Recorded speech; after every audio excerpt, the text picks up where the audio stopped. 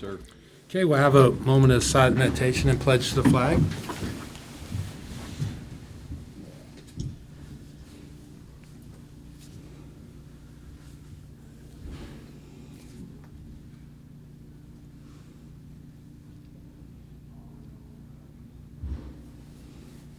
Thank you.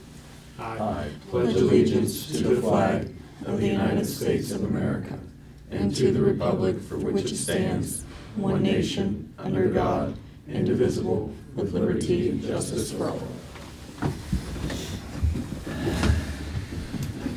Call this meeting of the Monongalia County Commission to order. It is Wednesday, September 5th, 2024, 10 a.m. Eastern Standard Time. Let the record reflect that all three county commissioners are present.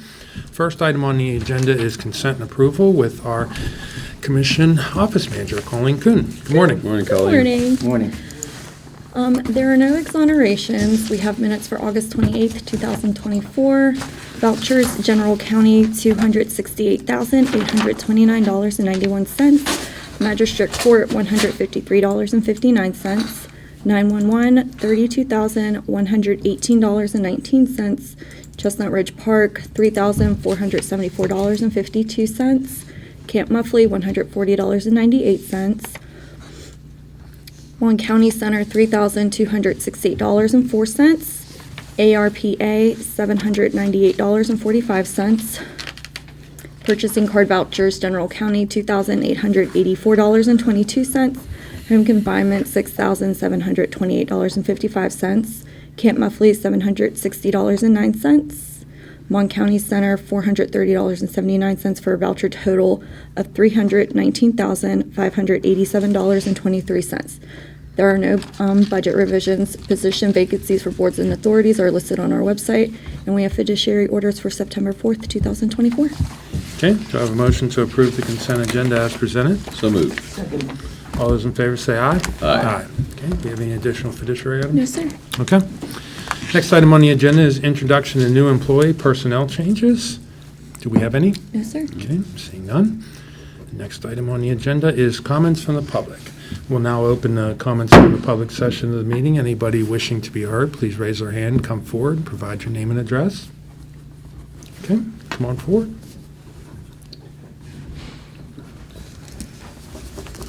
Good morning. Good Morning. I made it till 2 a.m. It was long. But I just wanted to say, the folks who are currently living in the city, who are going to be moved elsewhere, are most likely going to start moving to the county.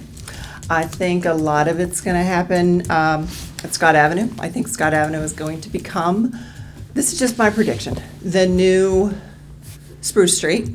It's already kind of got there in a little bit. There's drug dealing going on there. I don't know if you're aware, but there's drug dealing going on coming from 73 up through the woods and up to Hazel's House, I hope. And that's just going to keep growing. So I wanted to just kind of ask you guys to be prepared, because it's, within 2 months, 3 months, it's going to shift. So that's all I wanted to say. And, again, I live up in that. Oh, I'm just going to tell you one other thing. This is a funny story. Funny, I don't know if that's the right word. But yesterday, when I got off of work from my job, I went up to my farm, which is on Hornbeck Road, which is down below the Walmart and that area. And someone had decided to cut the electric lines, about a half a mile long of electric lines, to steal the copper. So so that's a growing problem in the county. I did not know that until yesterday, but it is indicative of the fact that folks are getting more creative in terms of how they're funding their drug habits, and how crime is continuing to evolve. And I do believe that part of the reason that in the area where I live, which is still pretty rural for the most part, we're starting to see more of that kind of crime, is related to the fact that, we have seen more of that since Hazel's House of Hope opened, because there's more folks who kind of are just in that area and coming down to the place where I live. I think I mentioned before, I had a guy living on my property in in a building I use for storage. So it's definitely moving our direction. And so I'm just asking, you're going to have to beef it up, not you specifically, but our police force is going to have to just stay more aware and, patrolling and that sort of thing throughout the county. So that's all I had. Thanks. Thank you very much. Do we have anybody else? Okay, see no one else. I'll go ahead and close the public comment session. Next item on the agenda is a proclamation, 2024 Hunger Action Month. You come forward and go ahead and tell everybody who you are, and you have a proclamation for us. Sure. Hi, I'm Servando Arredondo. I'm with the Mountaineer Food Bank. I am the Donor Relations Officer, and I cover the northern half of our 48 county service area of the 55 counties in West Virginia. For you today, I have our 2024 Hunger Action Month proclamation. I'll go ahead and read down through that. It's got some stats and some information on what the food bank does around the state, more specifically here in Mon County. The 2024 Hunger Action Month proclamation. Whereas hunger and poverty are issues of vital concern in West Virginia, where 266,370 people face hunger and 1 in every 6 children do not know where their next meal will come from. And whereas everyone needs nutritious food to thrive, and in every community in America, people are working hard to provide for themselves and their families. Yet in 2022, 44 million people, 1 in 7, including more than 13 million children, 1 in 5, faced food insecurity in the United States. That includes more than 13,370 people in Monongalia County, with 2,260, or about 13.4% of children that call Monongalia County home, food insecure. And whereas Monongalia County is committed to taking steps to combat hunger in every part of our community and to provide additional resources that those in Monongalia County need. And whereas Monongalia County is committed to working with Mountaineer Food Bank, a member of the Feeding America nationwide network of food banks, and educating people about the role and importance of food banks in addressing hunger and raising awareness of the need to devote more resources and attention to hunger issues. And whereas many individuals in Monongalia County rely on food provided by the members of Mountaineer Food Bank and its community partners annually, whereas in 2022, the members of Mountaineer Food Bank distributed 1,312,538 pounds of food to 12,092 households in Monongalia County through its network of food pantries, soup kitchens, shelters, and other community organizations. And whereas the month of September has been designated Hunger Action Month in order to bring attention to food insecurity in our communities and to enlist the public in the movement to end hunger by taking action, including volunteer shifts, social media shares, and donations to ensure every community and everybody in it has the food they need to thrive. And whereas food banks across the country, including Mountaineer Food Bank, will host numerous events throughout the month of September to bring awareness and help end hunger in their local community. Now, therefore, be it resolved, the Monongalia County Commission does hereby recognize September 2024 as Hunger Action Month in Monongalia County, and I call this observance to the attention of our citizens. Thank you. Thank you. Okay, do I have a motion to approve the proclamation as presented? So moved. Second. Okay, any discussion? Yeah, I just want to say 6 years ago, you came to Pantry Plus More and surprised us all when Mountaineer Food Bank told us that we were one of the top desert counties in the state, which just floored us, thinking that Monongalia County would be in that category. And because of your help, we are slowly working on improving that. But I want to say thank you because you've been a great source of food and also for our programs, and we want to appreciate it and did not realize that. So it was because of you all reaching out to us, and that's what started our programs in Mon County. Thank you. All right, we have a first and second. All those in favor say aye. Aye. And I understand you'd like a picture with your proclamation? Yes, please. All right, Thank you. you just want to come down here to the front.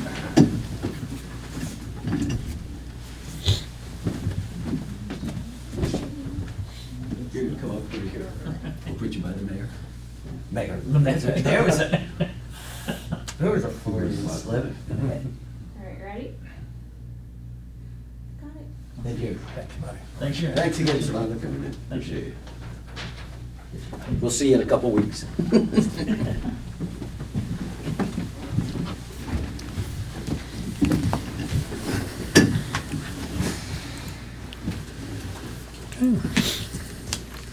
Moving along, next item on the agenda is grants. None? Okay. And correspondence. Letter from West Virginia Attorney General Patrick Morrissey regarding projected future payments from opioid settlements paid into the West Virginia First Qualified Settlement Funds. Okay.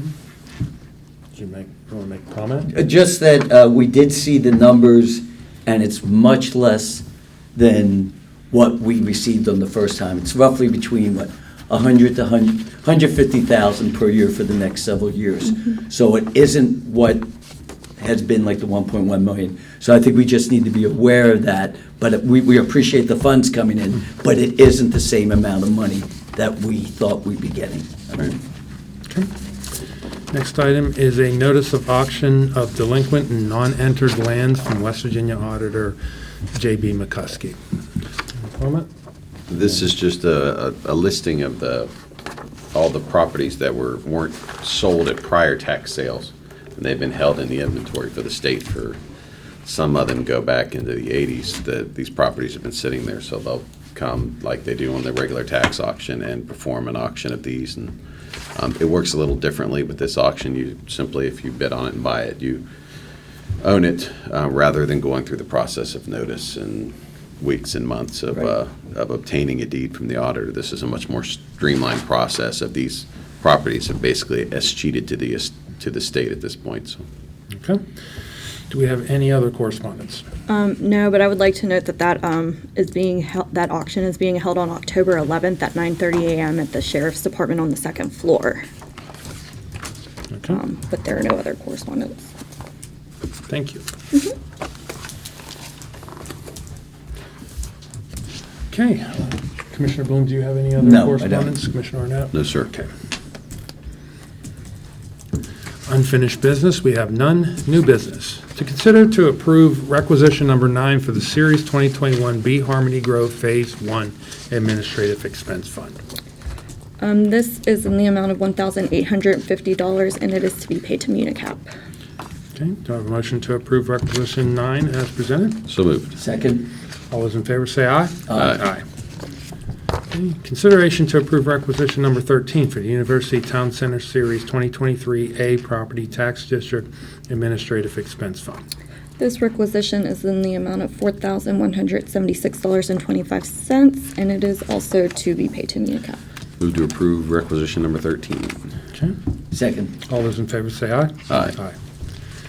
Okay, consideration to approve requisition number 91 for University Town Center Excise Tax District Administrative Expense Fund. This is in the amount of $8,606.25, and it is also to be paid to Municap. Move to approve requisition number 91. Second? Okay, all those in favor say aye. Aye. Okay, any other new business? Yes, sir. Okay, reports from elected officials and/or department supervisors. Seeing none, go ahead and go to reports from county commissioners. Jeff? I've got nothing today. Okay, Tom? Two things. One, you are correct. I appreciate your comments. I do want you to know that the litter control officer and I have gone out there. We've cleaned up 2 sites at the end of Scott Avenue, and we are monitoring very closely because we believe you are correct that as Health Right moves out there, there's going to be more people camping and in certain areas, and we're monitoring very closely, so you are correct about that. The second thing, I went to a Cheat Lake Rotary Club meeting, and Ron Justice and Frank Witt were there and gave a presentation. I'll give you this about the KOA campground that's being built and the BMX park bike. Both are starting in the next couple, well, the KOA is already, one of the areas have already flattened out. They're ready to move forward on it. We're looking at 137 full hookups. I do not have a camper, but what they explained to me is over 100 are drive-through and the 30 are back-in. And they said, that's good. So I kind of understand what they're talking about. But we're very excited. There's also going to be cabins there. And the best part of this program with the KOA, as they explained, is they will also have a mission to the sites and programs and facilities that we have out at Milan Park, which means the swimming complex, the pickleball courts that are opening up on Friday. So this is a really positive destination site, and it will be open year-round. That someone would also want to know. So it was very exciting to hear that. And Okay. that's it. Thanks, Tom. Since our last meeting, last Thursday, I had a broadband tag up with our local technical team.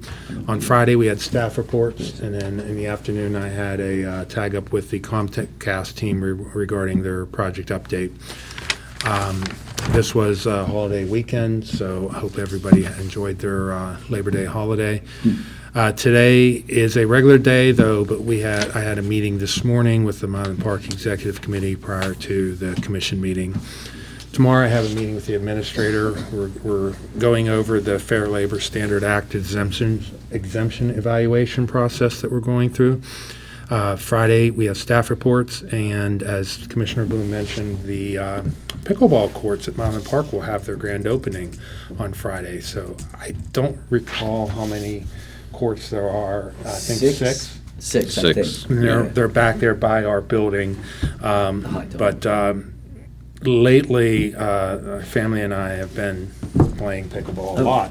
Westovers has really nice courts.